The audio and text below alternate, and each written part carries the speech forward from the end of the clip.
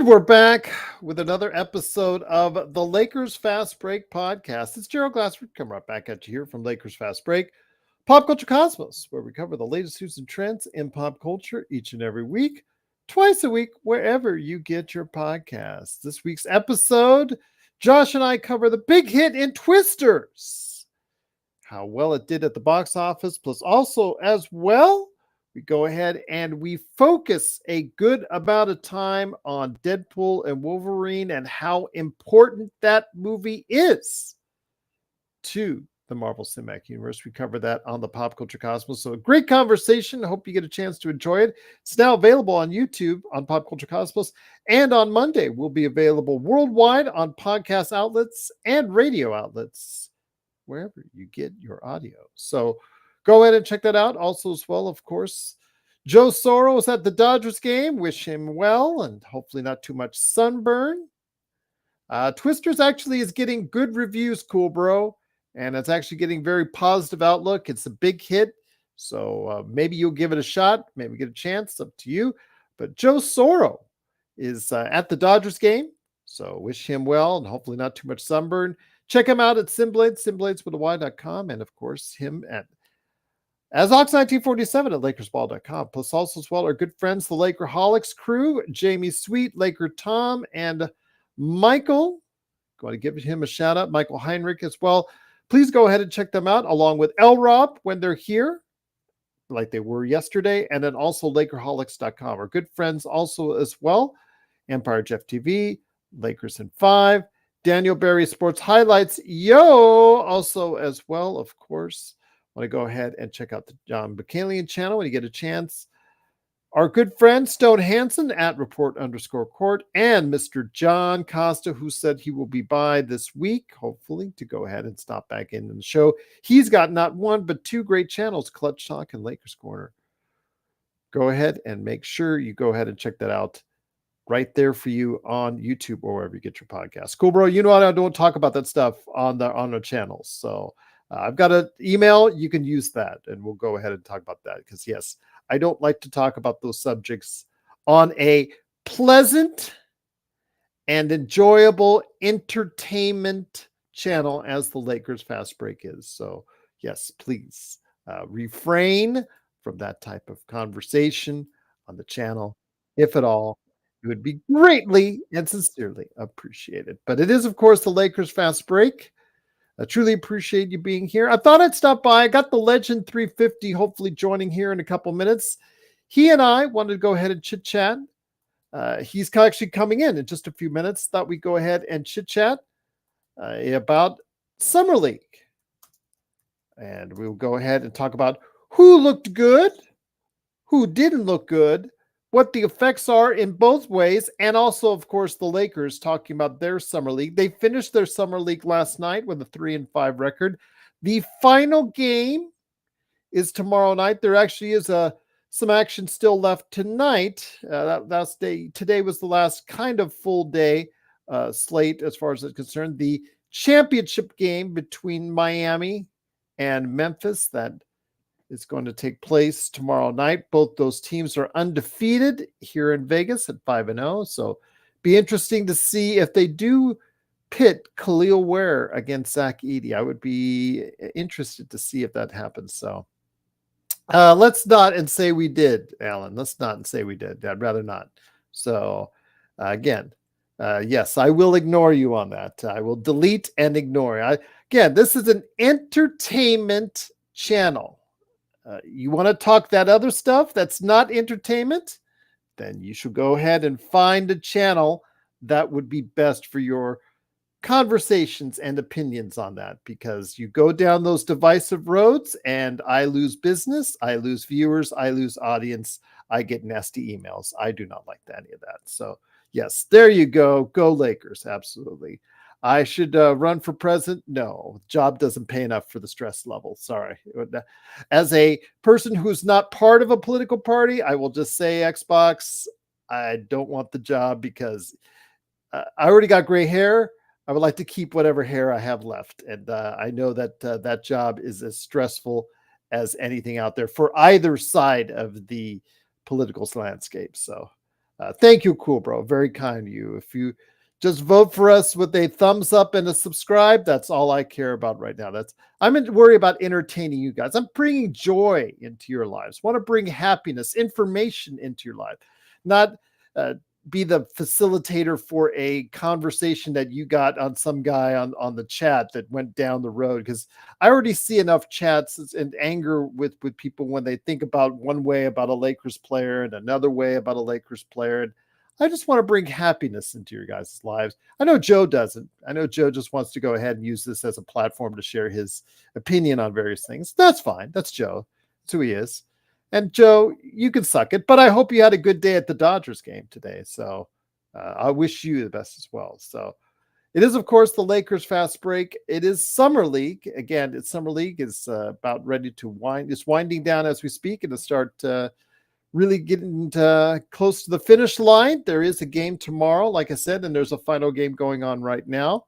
But it is, of course, the Lakers fast break. Truly appreciate you joining us here. But who were the standouts in Summer League? Who did you think showed some promise and who disappointed for you in Summer League? We're going to go ahead and talk about that. Legend 350 is just getting its stuff ready, so he'll be on in just a second. Gave the shout out as well. Hopefully, Nick Molina, Laker Nick, maybe is available. Maybe he can join us as well. But again, who stood out for you in Summer League? The reason why I talk about this is because as we see, sometimes, not all the time, sometimes you can take evaluations in Summer League and then parlay that into a possible start of a young man's career in the NBA. Need I digress? JHS is probably the first individual I would probably bring up that you guys are familiar with. See, there you go. There you go, Joe. Dodgers up 9-3. They still need some pitching, but I still think they've got a great chance. Juan, I'm buying Gabe Vincent Jr. right now because I know he'll play better next season. You go, Juan. You go. I hope he does. I hope he does play better. I mean, when you only play 6 or so games, or was it 11 games? Anyways, when you play the limited amount of games that he played, you can go only nowhere but up. So yes, you do need a title, Joe. Yes, yes, it sounds good, cool, bro. I'm looking forward to it with breathless anticipation. Oh boy, oh boy, oh boy. But Juan, I'm very happy for your positivity on the Lakers. Again, I wish Vegas and the betting outlets shared your enthusiasm, but as we talked about, or as the Lakerholics talked about, they are 44 and a half games. As far as 44 and a half wins is what's being projected at. So Juan would be here in Vegas. He would be betting the over right now on the Los Angeles Lakers. So we'll see what happens there. By the way, big shout out to the folks. I know it's a really endearing to us, Joe as well, and several others.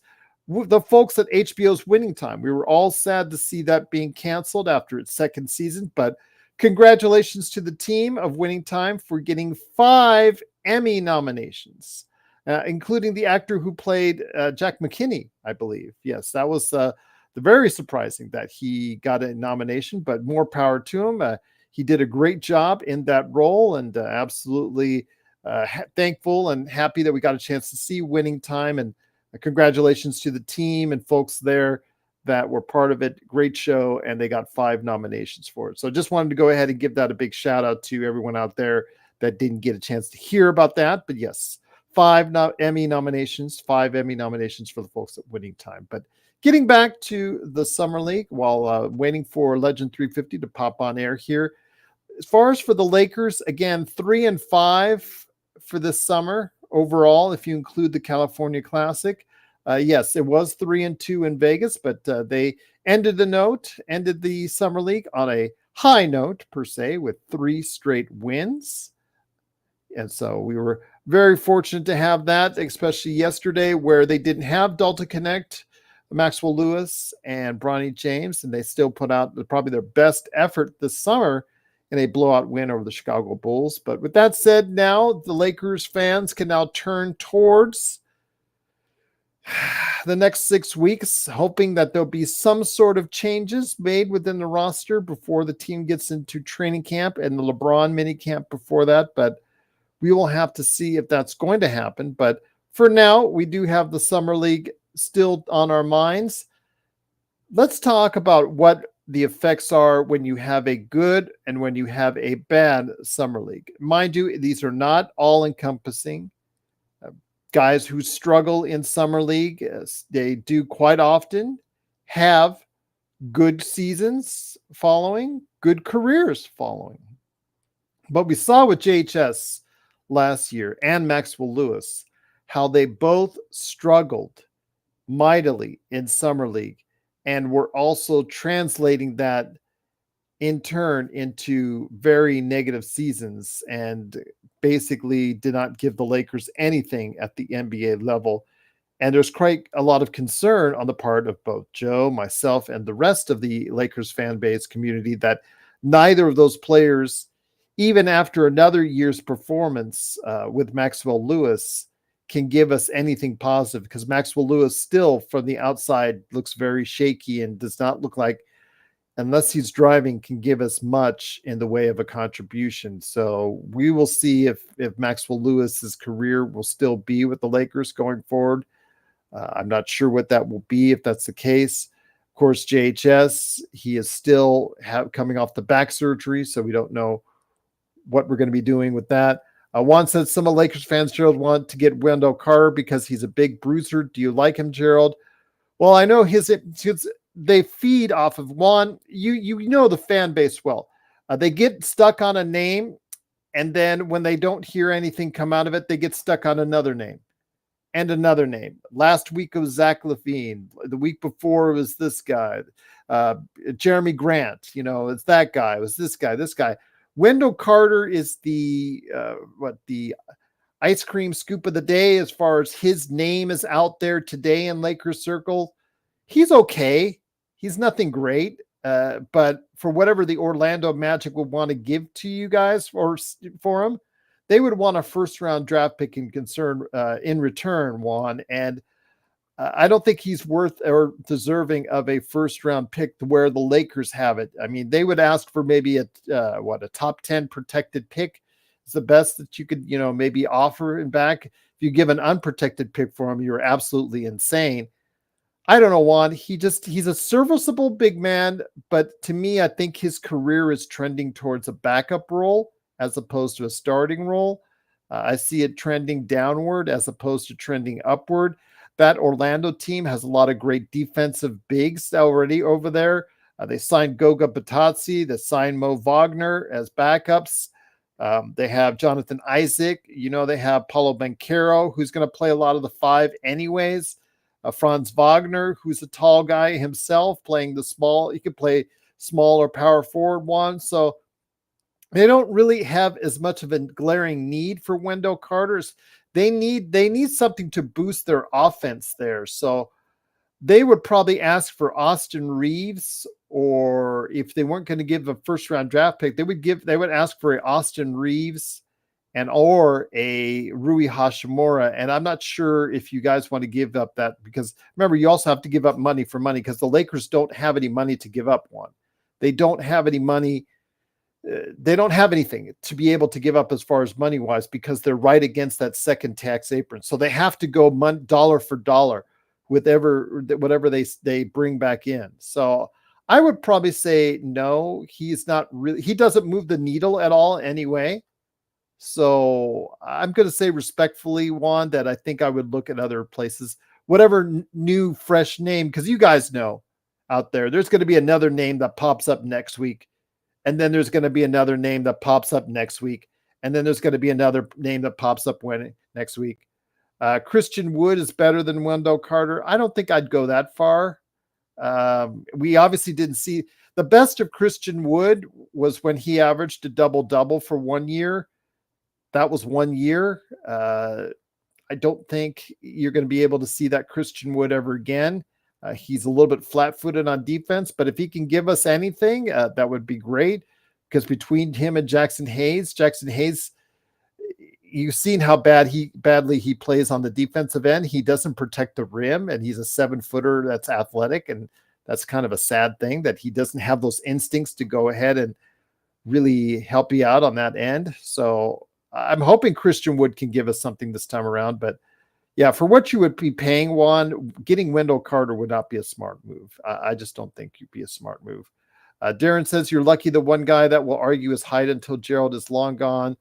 Huh? Till Gerald's and Intel is passed out is not here. Okay. All right.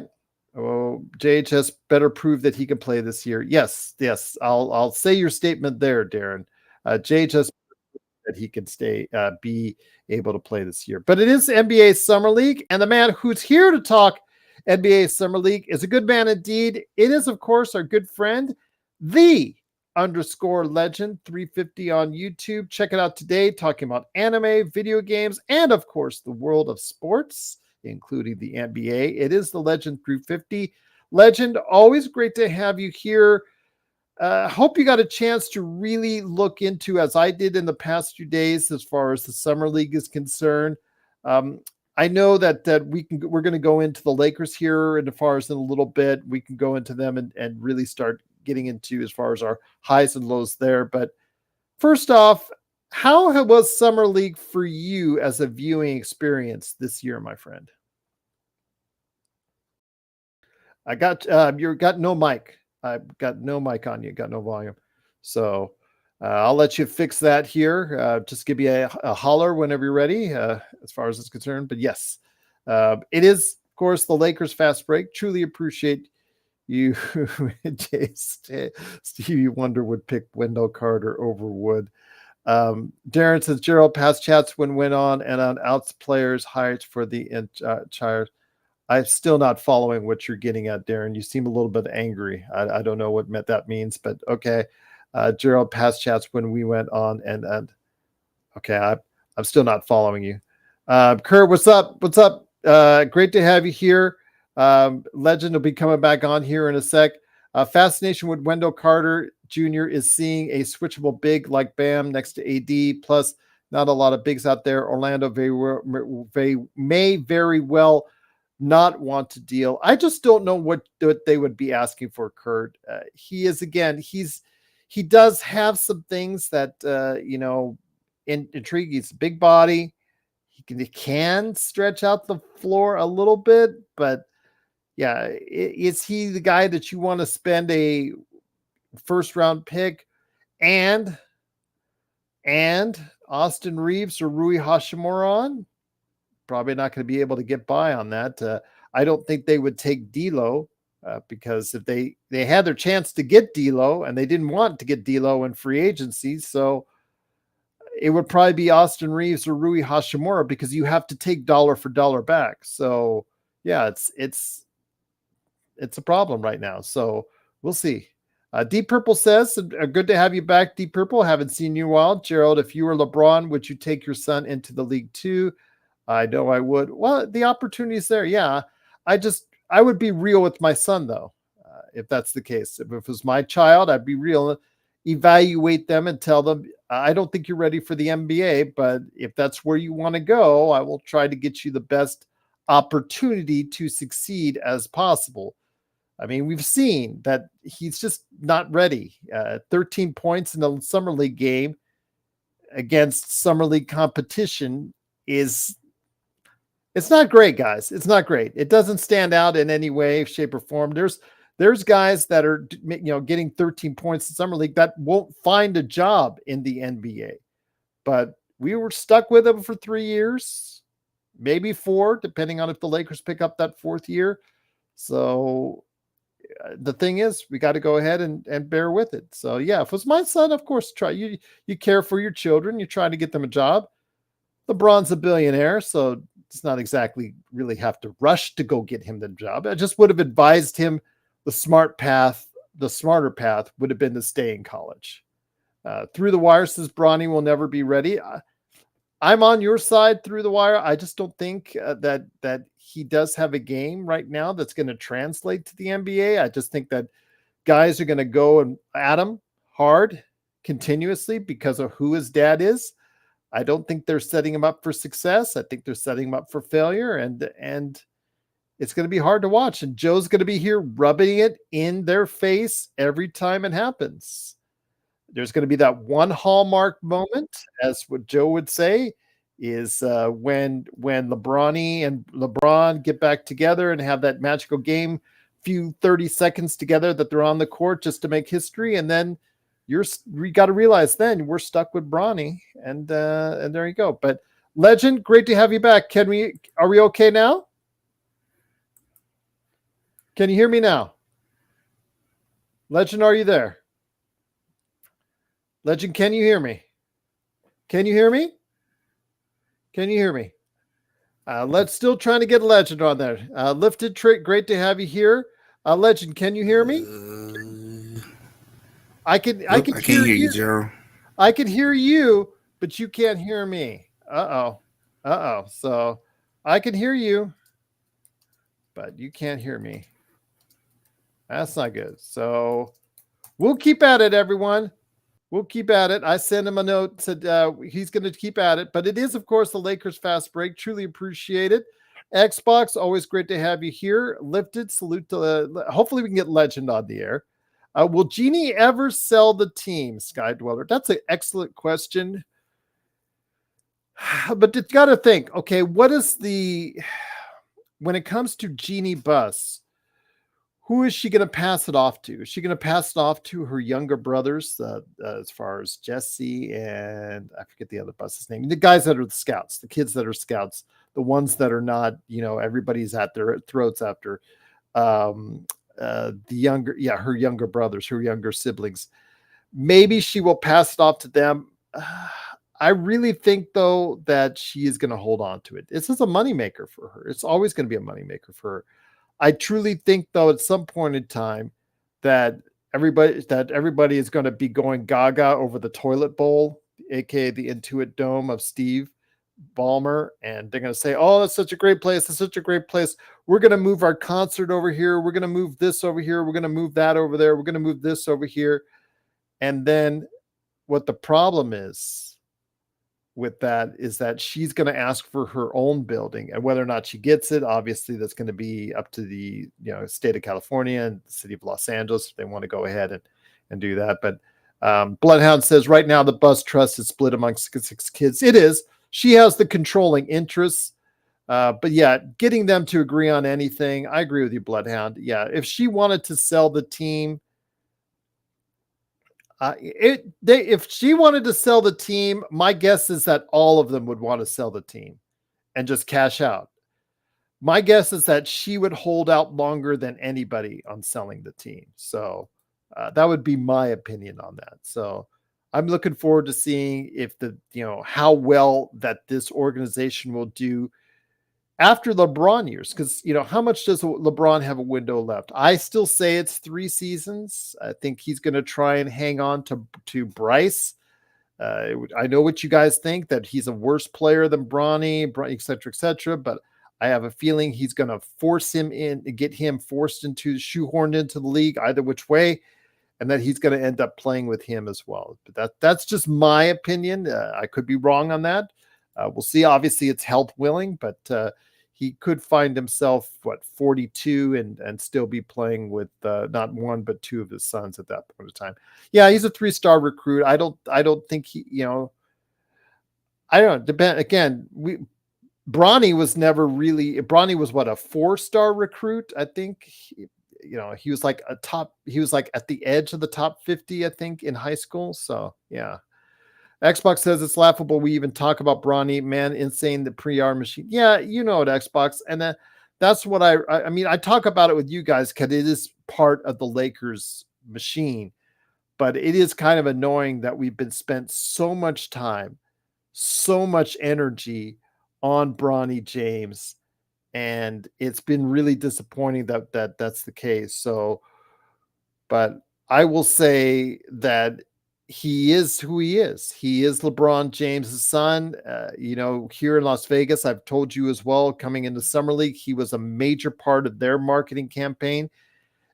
His name sells. At least it did in the beginning. That first game They almost failed out the entire Thomas and Mack arena based off of Bronny James. As soon as that game was over, they didn't care it was the number 1 pick against the number 2 pick right after. They didn't care about that. Over half the people left immediately after, as soon as the Lakers game was done. So I guess you're filling in for Citizen M today. Okay, Johnny Swagger, good to have you here. Kurt Affair says, too bad LeBron didn't have a kid with That's true. The Boozer kids, though, will be good. Legend, can you hear me now? Yep, I can hear you now. All right. Yes. Great to have you here, my friend. It is _legend 350. And that has happened to me many times as far as on that end.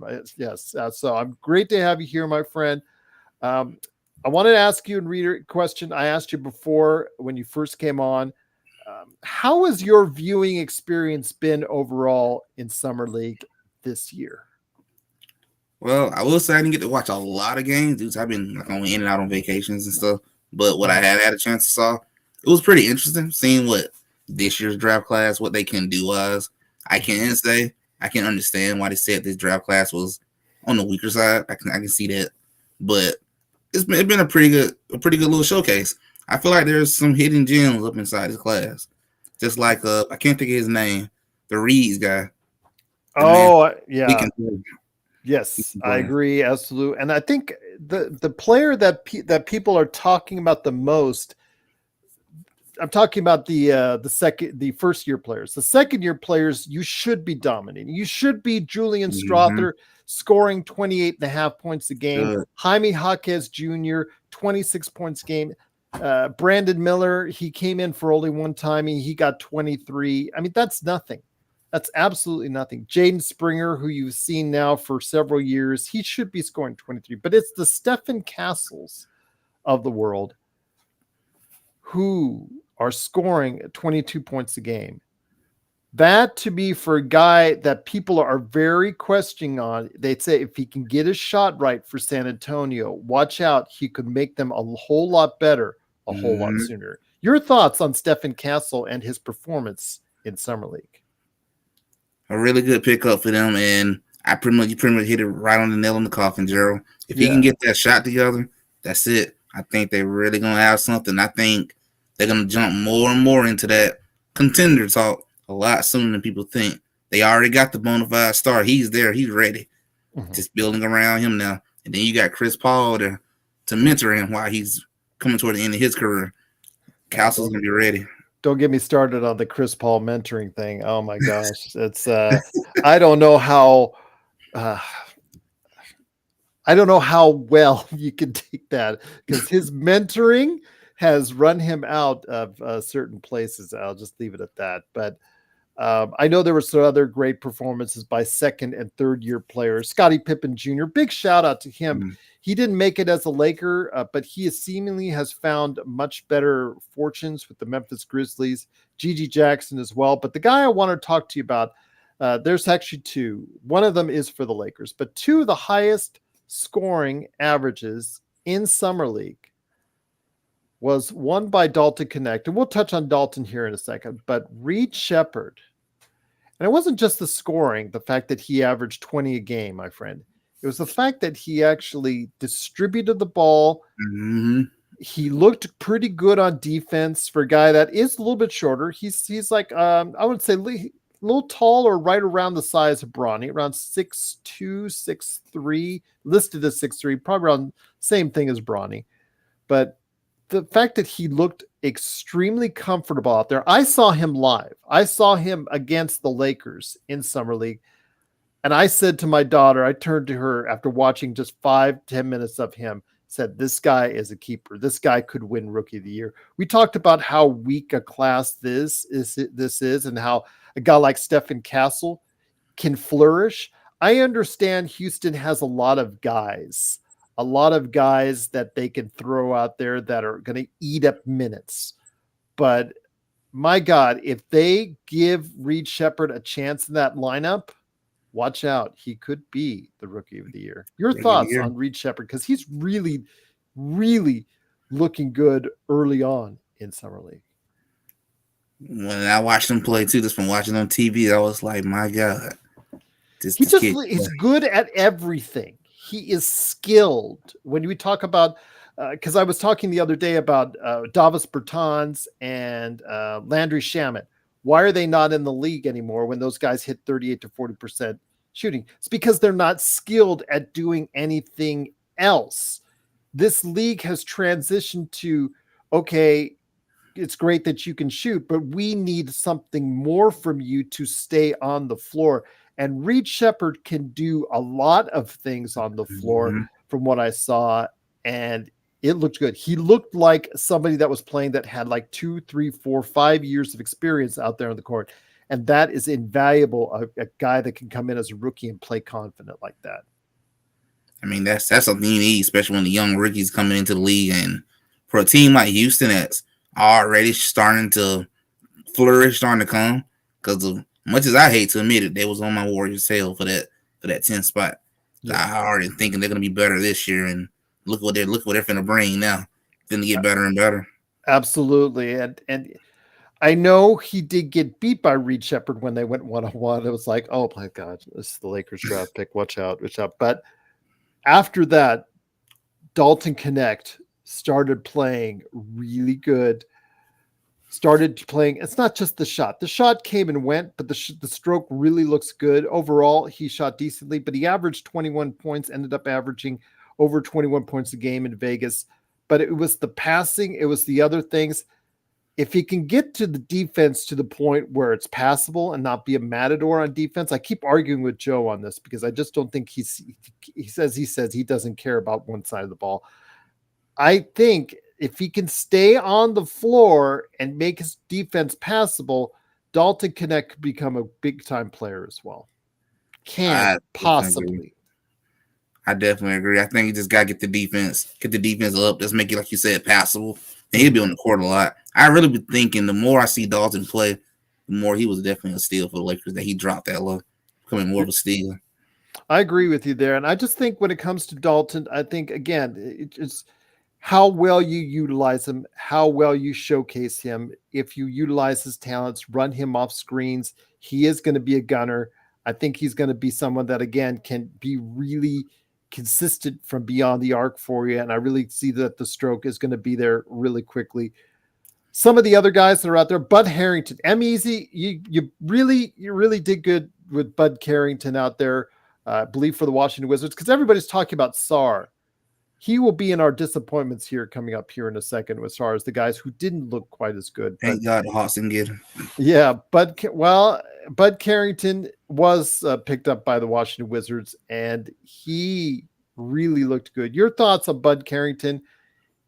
It all depends on time. Can they translate this good success into some quality playing time? And in Washington, a team that's supposed to be very high up in the lottery next season, I don't see why you can't get this kid a chance to go ahead and succeed sooner rather than later. I definitely don't see why they don't give him more playing time. I mean, you're not playing for no championship or anything, so develop your young player. Let them play, develop up, and then get through the season. He come into second year, more confidence, more relaxed, more used to the NBA level, and then bring in somebody like you get lucky, you get number one pick, you get Cooper Flag. Bring him in.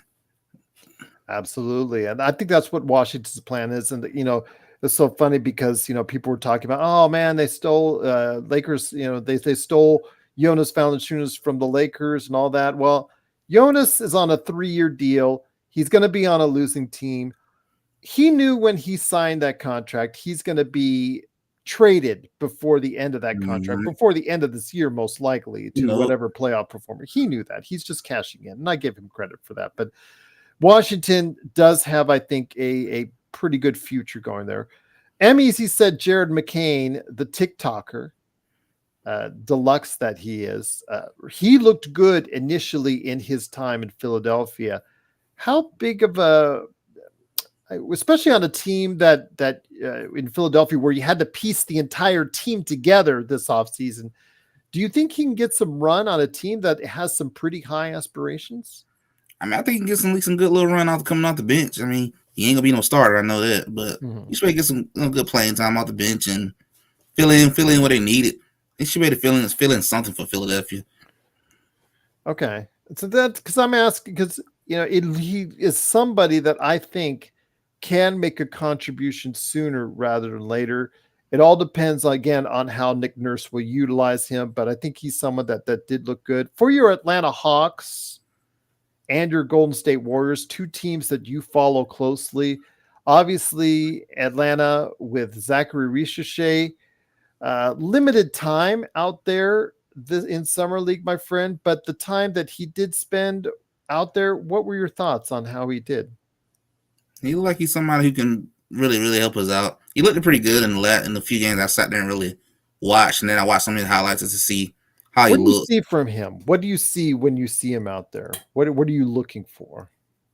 Looking for someone who can definitely play some defense because that's Hmm. something Trey don't do. Someone who can play defense, give us some good offensive power, and hopefully maybe him and Trey can correspond. I'm still curious to see if Trey will still even be here, but hopefully he can play some good defense, give us some good offense, help bring some life to Atlanta because that's what Atlanta needs right now, some life. I feel like we've been dead the last 2 seasons, and just may give us some hopes toward the future. Wise is what I'm hoping for. Give us some hope for the crowd for the future. I do want to say I was disappointed to see what happened, obviously, with Damon Sharp. Obviously that season-ending injury for him that was very tragic to see, especially someone that Denver may have been counting on to go ahead and be a part of their rotation, the back end of their rotation, but that doesn't look to be the case. But a name I want to go ahead and put out there that may have gone under the radar. I don't know if you got a chance to see him was Tristan da Silva. Your thoughts on Tristan da Silva? Again, someone who I think if he gets the chance, he can fill up the stat sheet, my friend, because I think he could be again a player that if he gets time, could be a good player, a good serviceable player in the league. If he can just get the time and get the reps, can really be a really good player in his league for sure. He showed a lot of hidden talent, hidden potential, and he's kind of one of them people I thought in this draft where there's some lot of hidden gems in this draft. It might end up being better than what people think down the road. The only thing is he going to get some time with all the big bodies in Orlando right away? That's what I fear for him because they've got so many 6'8", Mm-hmm. 6'9", 6'10" guys with long arms that can defend. If he can score, that's the one thing they need in Orlando. We talked about before you were here, Wendell Carter Jr. being the hot name of the day for the Lakers. That's the hot name, that supposedly is coming on the way to the Lakers this week. There'll be another name next week, by the way. The thing is, can he score for a team that is so bad at putting the ball in the basket? They can defend virtually better than anyone, but they have so much trouble scoring the basket. If he can score and shoot well, he'll find some time in that rotation. I definitely agree because that's what they're missing the most, and that's what hurt him in the playoff. It's the lack of offense. If they can get consistent offense for him, I feel like they'll quickly get him in that starting lineup fast because that's what they need right now. Most is some good offense. Parade on Figueroa on Twitch. Always a big shout out to you, my friend. Does Legend want Trae Young traded? I know you said you were hinting that if he's still there. And are you hopeful for the Hawks this season? I am hopeful to see at least get us to the AC. If he can get us to the AC, I'm actually be happy with it. If you manage to move from the 10th up to the 8th, that's the me showing you in the right direction. You're getting better. I really don't want to give up Trey, but I can understand they do too at the same time because he do sell a lot of jerseys for Atlanta. I'm not gonna lie, he do sell a lot. And I understand there's some consideration in the money that he makes and generates for you guys for various, obviously memorabilia, jerseys, ticket sales, things of that nature. But where do you want to put your future in?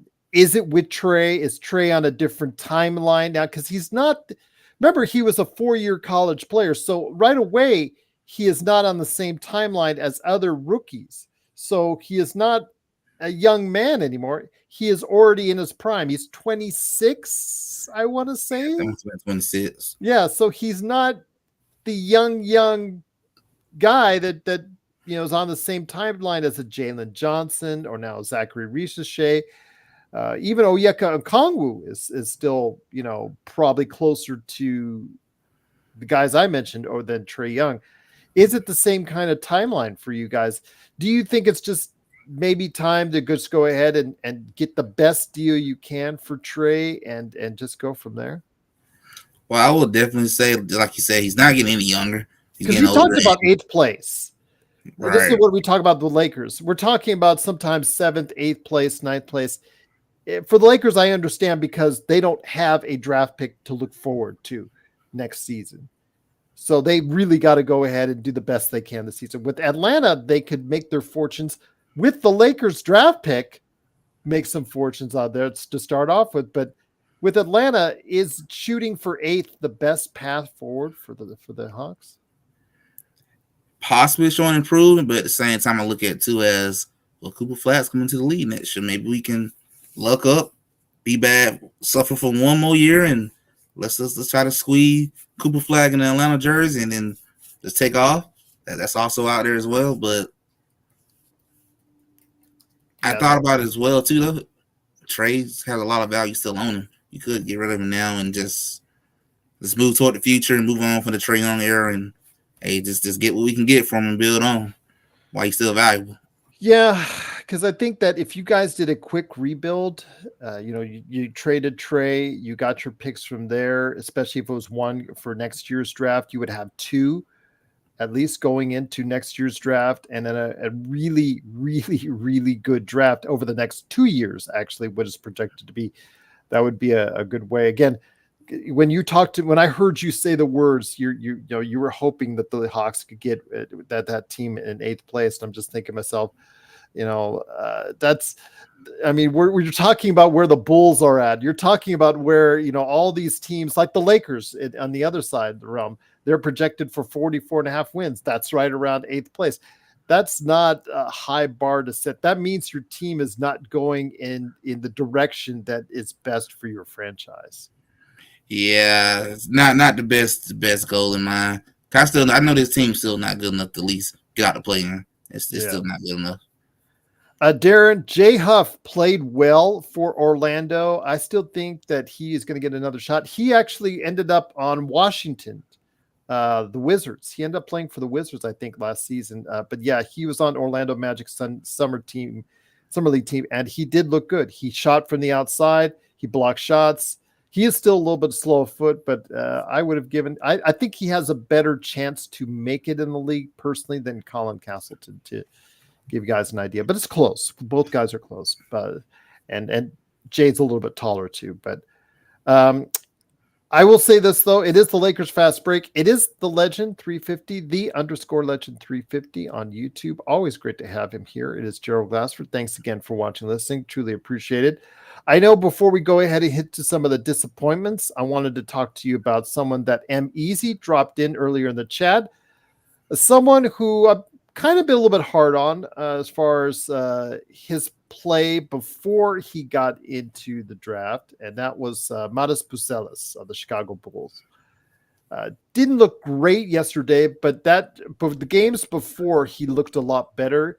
Your thoughts on Buzelis? If you think he's someone that will stick, what do you think? What do you think he could do for a team that's like the Hawks? Like a team like the Hawks that's like in that limbo, like, do you tank? Do you not tank?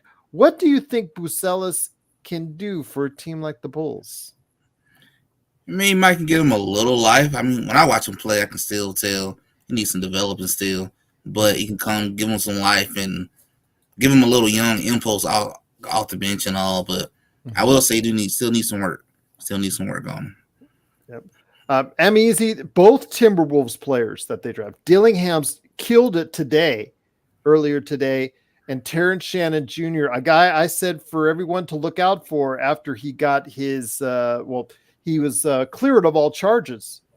He got his legal issues. He never really rose up in the draft, which kind of surprised me, Legend. But Terrence Shannon Jr. Did play well for Minnesota on their summer league team. And Rob Dillingham, who got off to a struggling start, actually ended up summer league doing quite well. I think those are two of the picks that are out there. Of the draft, I think Minnesota if it works out right, really shored up a lot of issues. Maybe not this year because they're rookies, and I don't know how much again you can count on rookies, but in coming years with those two guys, they kind of did themselves good and got themselves a good couple of good rotation players in their mix for some time to come. And they might have just answered some of the issues that they had in this previous playoff run against Dallas, so that might playing a good role. Maybe like not this upcoming season, but the season after that, or the next one after that. Especially they have some time to develop. Bob Myers is waiting for the next gig, Jeremy. I wish it was the Lakers because I would say he would deserve that job immensely over Rob Pelinka, but I'm not sure he wants that mess right now as far as the Lakers are concerned. But we'll see. Smart man, what he did. Yeah, I mean, right now he's just making bank on ESPN, so you're just waiting on your cruise. You left Golden State, another team which we'll follow here. In a period where it wasn't looking financially good, but credit to Mike Dunleavy. I know that a lot of people have been giving him flack, but he got them out of that perennial tax that they consistently were getting into, Legend. And they got themselves some talent. Yes, they did get rid of Clay, or they did let Clay walk, but they replaced him with three guys, Kyle Anderson, Buddy Hield, DeAnthony Melton. I think they're really solid veterans. Plus, they drafted well last year. What are your thoughts on how Golden State, their outlook? They're actually projected to be a little bit better than they were last season by Vegas, from what I remember. Your thoughts on what Golden State did and maybe their future going forward? It doesn't look like it's a championship run for Curry, but it does look like it's, effective, competitive. I would say definitely more competitive. It looked like it should be better than last year. I will give the GM credit. I was hard on him too. Maybe I was more hard on him because I looked at what Bob Myers done for us. So many championships he done brought us. And I can understand why Bob Myers left now. He left right before everything came to the end. Smart move on his end. But they definitely look like they're doing the right thing, starting to build off of moving on from Clay, and I'm also hearing they're trying to get Buddy from Utah. They're trying to get him. Not sure that's going to happen or not because they're asking for a lot. Markkanen, you're right. It's going to take a lot for Markkanen. I think that he will be traded. I just think that there's going to take something to go ahead more than what Lakers or Golden State can give them. Give them on that one. So I think that's Kurt. He also did the Jordan. Every GM has a bad deal. I mean, Sam Presti. He at least again. I'll say it on this show. Sarah said a couple times. Sam Presti. I got to give him props. I know Joe says, "Well, what has he done yet?" Well, at least Sam Presti went on the air, went in front of an audience, and said, "You know what? The Gordon Hayward deal sucked. That was a dumb trade, dumb move. My bad." And I said, "You know what? I got to give somebody who's going to go out in the air and say that, because how many GMs and vice presidents or player personnel actually end up saying that? Not many. Not many. Yeah. So whatever you think of Sam Presti, at least you got to tell, appreciate the fact that he had the balls to go ahead and say that. So, which brings us back into Summer League as far as some of the highs. We talked about some of the players that really, Khalil Ware. I wanted to go ahead and mention Khalil Ware.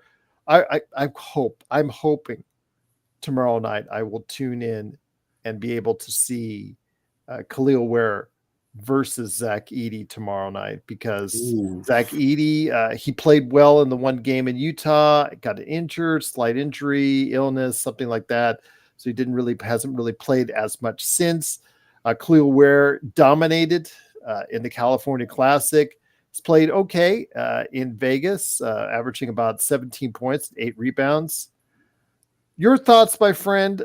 Khalil Ware playing alongside. I think he can play alongside Bam Adebayo. We talked about a big center that plays alongside AD, which we would love to have. Miami may have just found a player that can play alongside Bam Adebayo. Yeah, I want that one. Never said never understood old Pat Riley in Miami. He know how to find that hidden talent. I think they got something out of him. He looked like he'll definitely answer a lot of things for them wise, and I kind of wish that my Warriors getting a big like him. We need that badly. But I think Miami got something out of him, and he should work really well with Bam. I've been watching Bam play with Anthony Davis, and they look beautiful work together. Look really good together. Johnny, just want to let you know, Max Christie, I think, again, I say about Max Christie, I think he'll be a rotation player in the league. Whether or not it's for the Lakers, I don't know. He has to improve his shot and has to get stronger. If he can't, he is going to always find himself at the back end of a rotation. But if he does shoot more consistently and get stronger, and so he's not able to go ahead and because he can stay with people athletically. It moves his feet. He just needs to get a lot stronger so he doesn't get outstrengthed by people as far as when they drive on by him. And he needs to be able to shoot 38 to 40%. If he could do that, he'll have a place in this league. But I think he is a rotation player in the league. I just don't know if it would be for Lakers. He may be one of those classic players like we see Mo Wagner, Thomas Bryant. There's a whole bunch, Jordan Clarkson, all these players that found greener pastures somewhere else, if that makes sense. So that's my opinion on Max Christie. What's up, Daniel Barry? Oh, also just want to go ahead and make sure everybody knows it's the Lakers fast break, but legend, some of the players that did not turn out so well. Where shall I start? I think I shall start with the number 2 pick.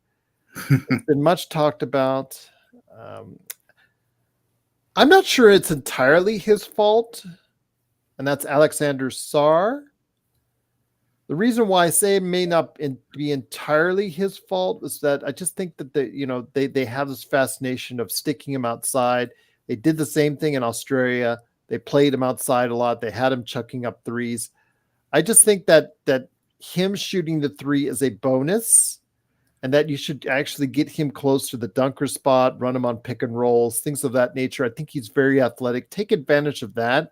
I don't think they did, and it led to a demoralizing performance for him and a really hard to do NBA, even for Summer League, record 0-15 game. Oof. It's really hard to do. Your thoughts on Alexander Sarr? Is he the biggest loser for you in the Summer League?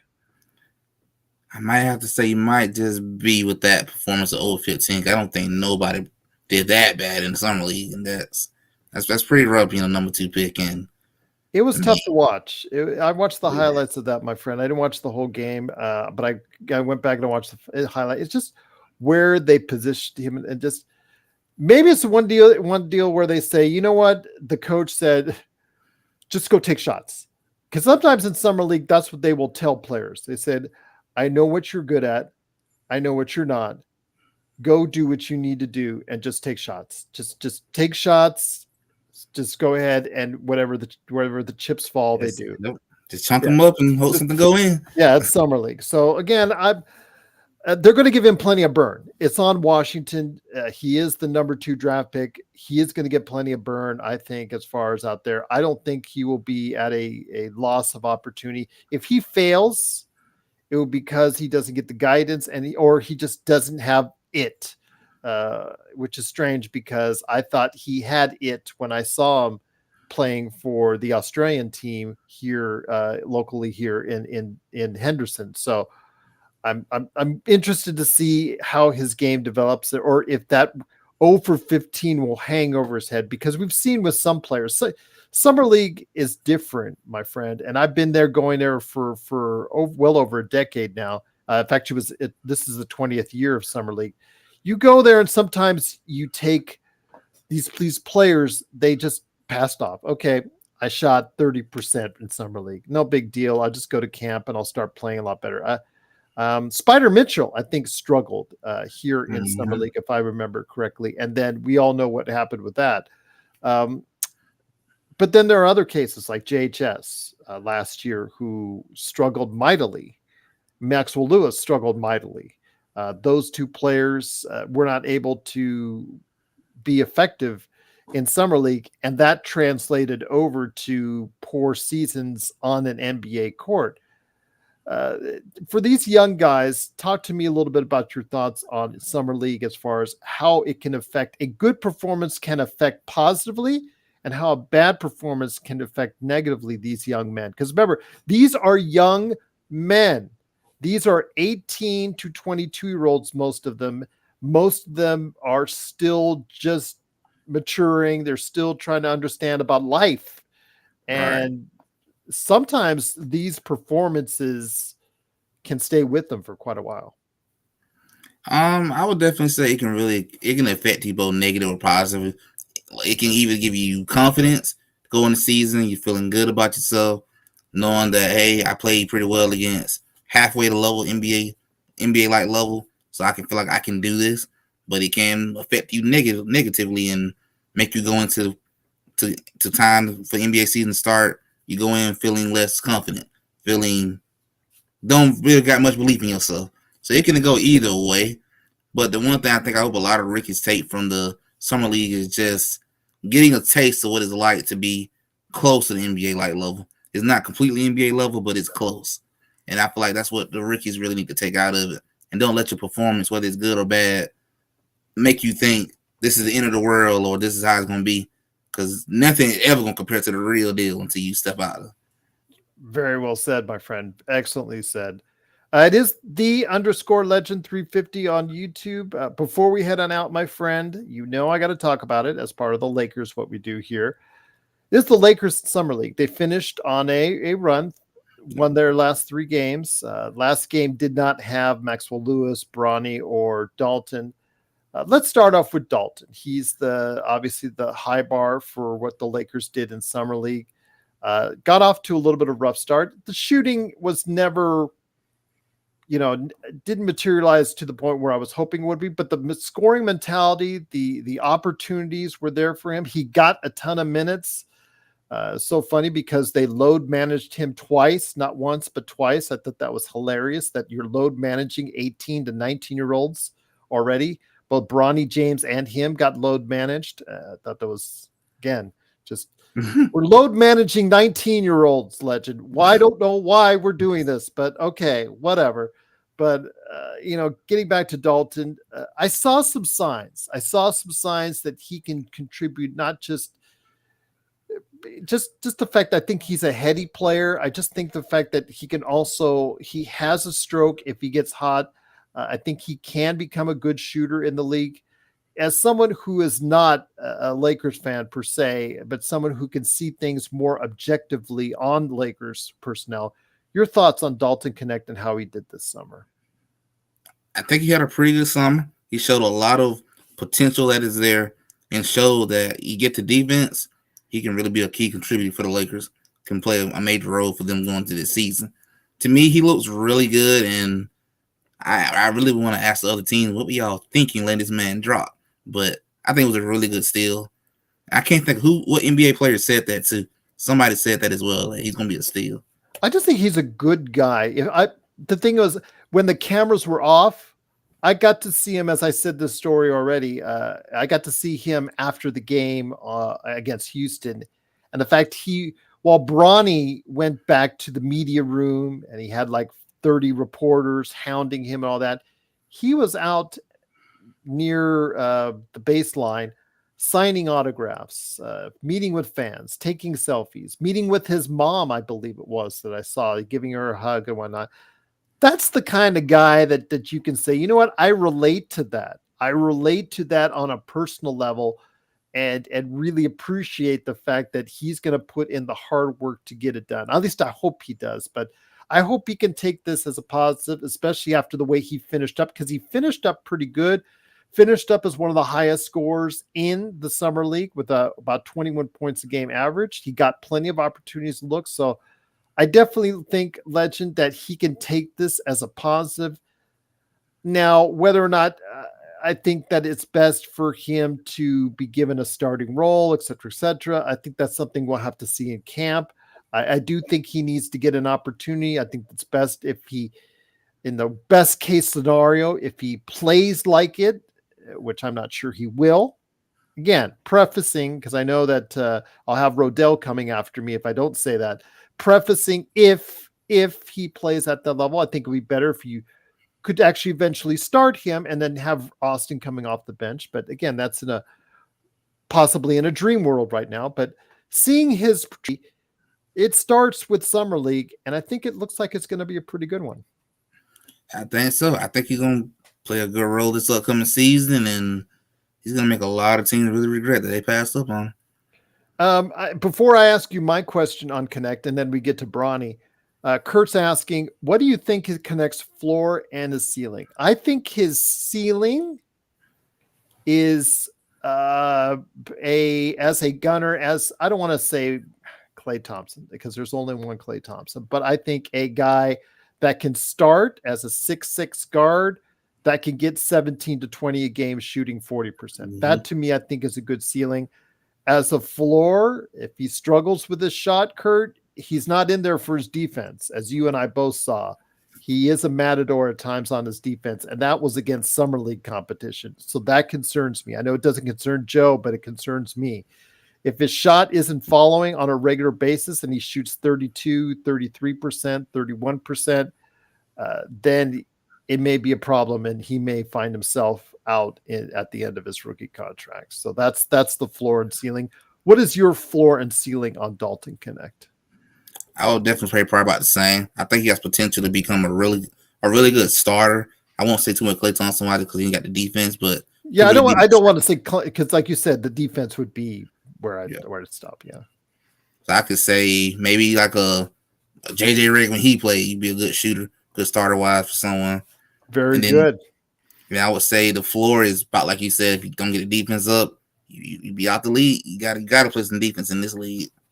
Just passable. I'm not asking for average or him to be a stopper, but when it comes down to it, to not embarrass himself or be someone that they always will pick on the defensive end. We talked about on this show a lot about the games where the other teams would go out of the way to pick on a D'Angelo Russell or an Austin Reeves, and they would go, you would see them center and run screens, and literally you could see the coach pointing in their direction as far as to focus them and to hit on them on the defensive end. If Dalton ever ends up being a player that they don't focus on that, I think that's a win for the Lakers. And the fact if he can give you anything on that end will be a big win, because that means he's out on the floor more often shooting threes, which is absolutely what we're looking for. Bloodhound, all right. Absolutely right. I hope Dalton Connect can work out, because that's the case. I see him as a top end as far as being a solid starter in the league. So, which would be a big win for the Lakers. But Legend, before we head on out, we got to talk about it. It's the guy. I know.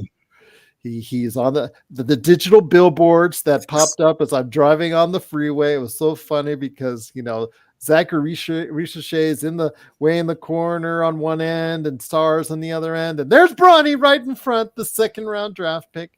I think they had Dalton too. I don't remember that quick, but I was just driving on the freeway and I was seeing that. But he was the major name in there. He had his games here in Summer League, both in California and in Las Vegas. I don't know if you heard me the day I was talked about in the post-game show for the Lakers in Houston, and we talked about how Connect could end up being pretty good. We talked about how Reed Shepherd was looking at Rookie of the Year, and then I was talking to everyone about how embarrassing Bronny was live, and how many people were laughing and making jokes and people yelling out as far as you're only going to get 40 points in your entire career. And, just the Lakers are garbage, blah, blah, blah. They were yelling that every time he was airballing a 3-pointer. 3 for 23 from 3 does not stand out as a good number. But before I'm totally hard on the kid, he did in his last 2 games do some things that give you a flicker of hope. Mind you, it's still against Summer League competition, but he did score 12 and he did score 13, had a couple good moves, did rely on the mid-range game, which might become a staple of his, because his mid-range game looked okay. His drives to the basket, when he tried to do them, looked okay. His 3-point game did come around eventually at the end, but again, 3 for 23. You can't escape that 3 for 23 overall in Summer League. But Seeing again, as I would like to take it over to you as someone who is more objective about this than Lakers fans, which are very divisive one way or the other on the Bronny James issue. Regardless, he's here now. He's here for at least Mhm. 3 years. We've got him. We're stuck with him. You might as well try to root for the kid to make sure he succeeds. I know Joe hates him, all that. He doesn't hate the kid personally, but he hates the fact that he's on the team. I get that. But your thoughts about what Bronny James's performance was like overall in Summer League? The last 2 games, he actually looked like a little G League player. He actually looked like somebody who should be in the G League. Before Yep. that, he looked like that was somebody who had no business being out there in the first place. I would say about the kid is he showed some flicker, like you said. He showed some flicker the last 2 games. I think the truth of the matter is people gonna have to accept that the kid is. I think a lot of people got the high expectation because of the last name that's on his back of his jersey, and I think people have to realize he's not gonna be LeBron James. You might let that go.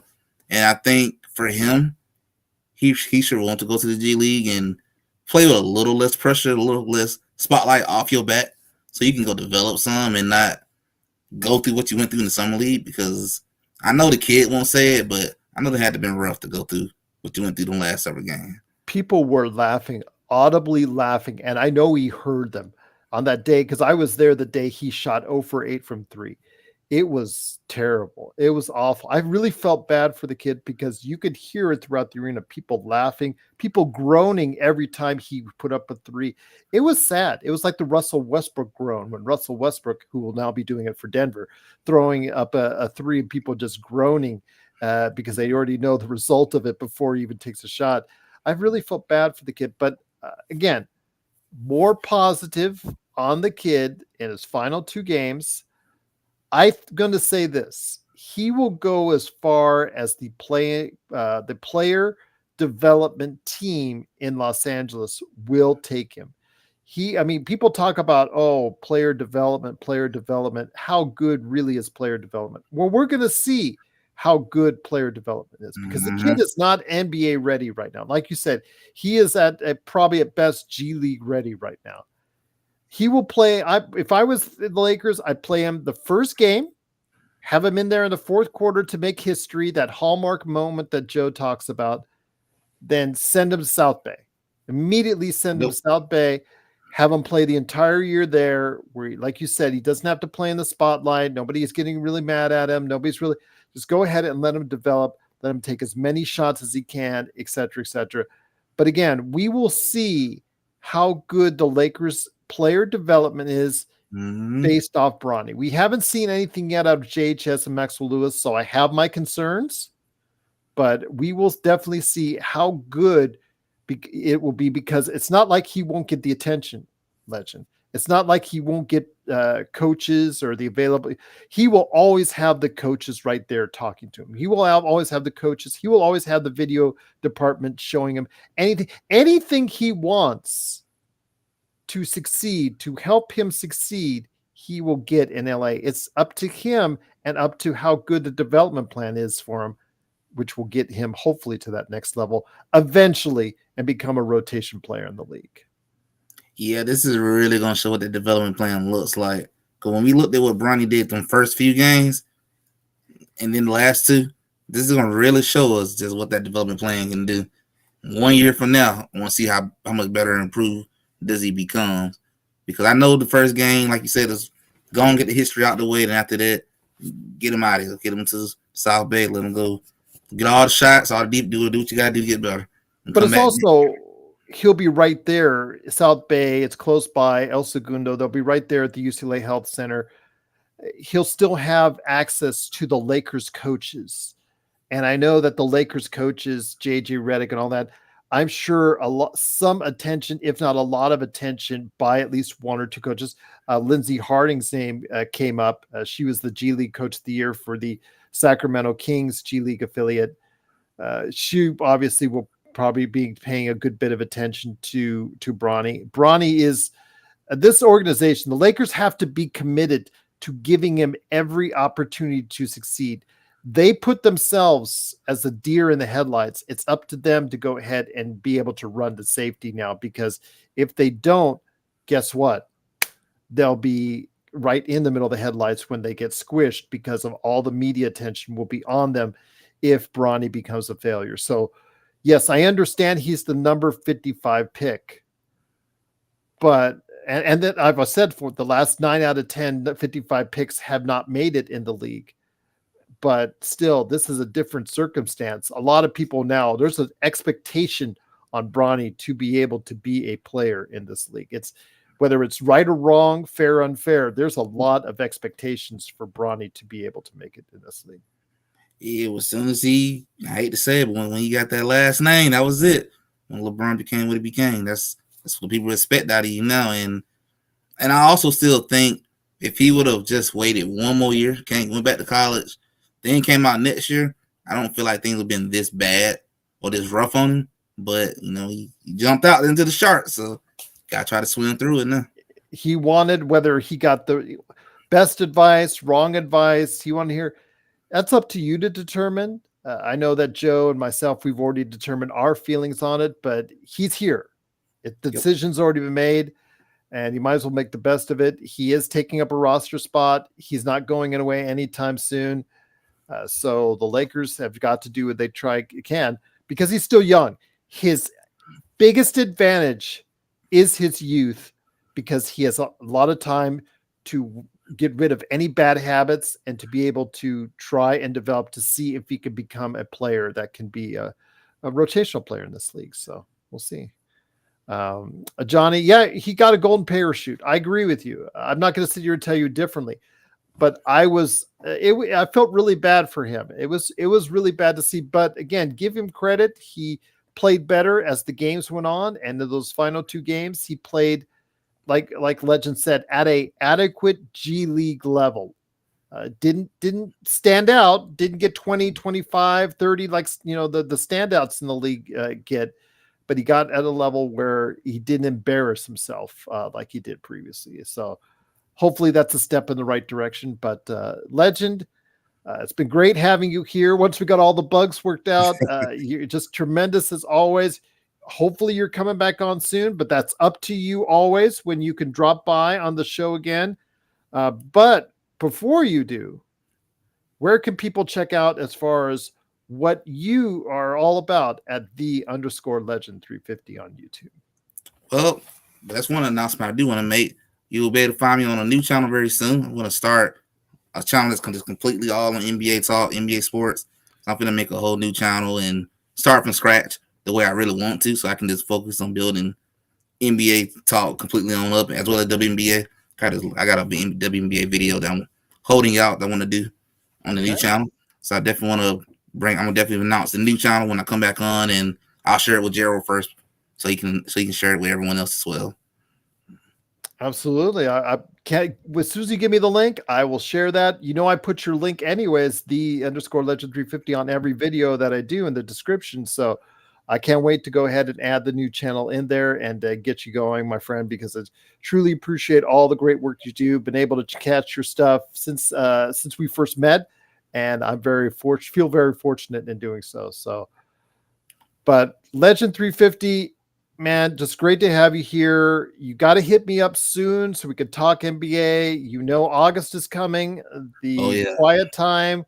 So that's plenty of time for us to make some noise as far as being able to talk about the NBA, what's going on, what we'd like to talk about.